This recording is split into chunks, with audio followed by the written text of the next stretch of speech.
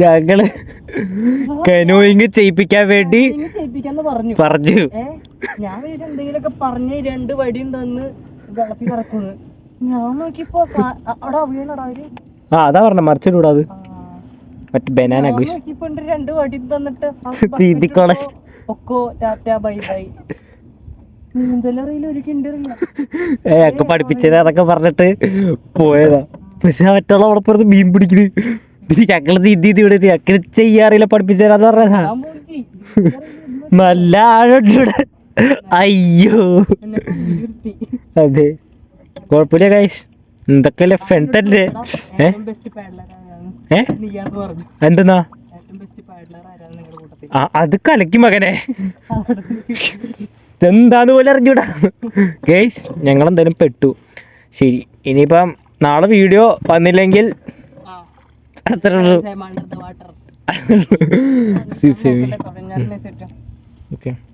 Sunset guys.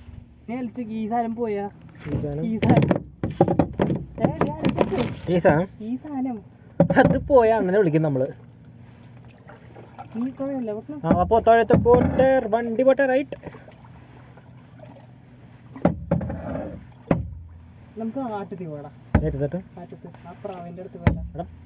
പ്രാവ് നിക്കരുത് വെള്ളത്തിന്റെ നടുക്ക. എനിക്ക് പ്രശ്നമൊന്നുമില്ല.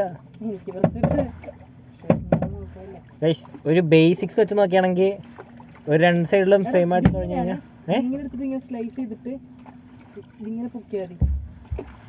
ഓക്കെ. ഒരു ബേസിക്സ് വെച്ച് നോക്കുകയാണെങ്കിൽ 2 പേരും ഒരേ സൈഡിൽ തുഴയാണെങ്കിൽ വണ്ടി വളഞ്ഞു. ഇനി ഞാൻ ഇപ്പുറത്ത് തുഴയ ഗൈസ്. ആടാ പ്രാവ് സൂര്യന്റെ അടുത്തേക്ക് പറക്കണ വിഷയം ഒന്നുമില്ല. പോക്കോ X3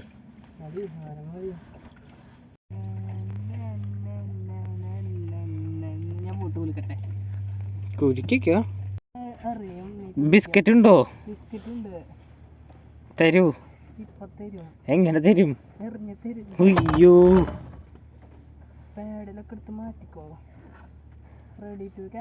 ക്യാച്ച് പിടിച്ചില്ലെങ്കിൽ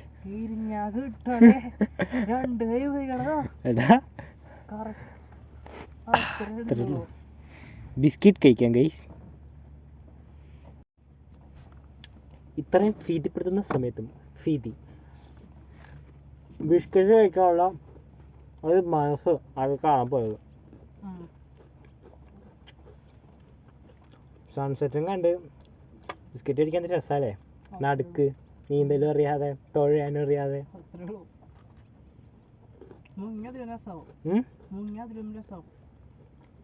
മുങ്ങിയ കഴിഞ്ഞു. മീൻ ഓറി കൊടുത്താലോ?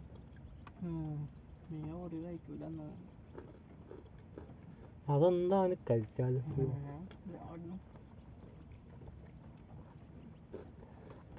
ഇവിടെ സിണ്ടുമോനുണ്ട്. സിണ്ടുമോൻ വന്നാ തീർന്നു.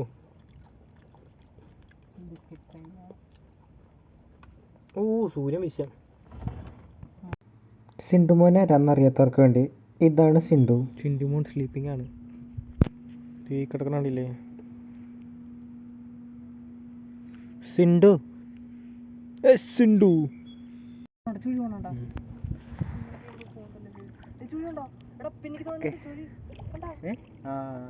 അത് ഇവിടെ പിന്നിട്ട് ഗൈസ്. ഞങ്ങൾ ഒറ്റയ്ക്കാണ് ഗൈസ്.